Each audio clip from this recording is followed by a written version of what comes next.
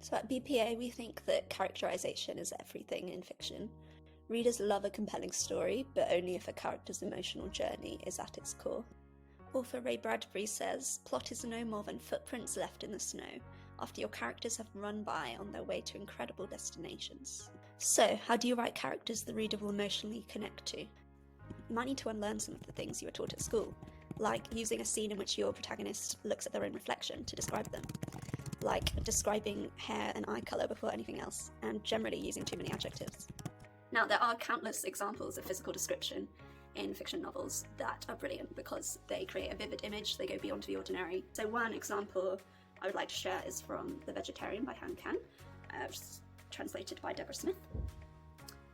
"Before my wife turned vegetarian, I'd always thought of her as completely unremarkable in every way. To be frank, the first time I met her, I wasn't even attracted to her. Middling height, bobbed hair neither long nor short, jaundiced, sickly looking skin, somewhat prominent cheekbones. Her timid, sallow aspect told me all I needed to know." And I think this one does a brilliant job of showing how showing and telling can combine to tell you a lot more. We can tell just from this description that this man doesn't think that for a woman to be unremarkable is a bad thing.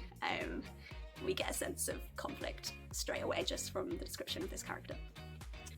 The next example I'd like to share is from Conversations with Friends by Rooney. I'm sure you've heard of her.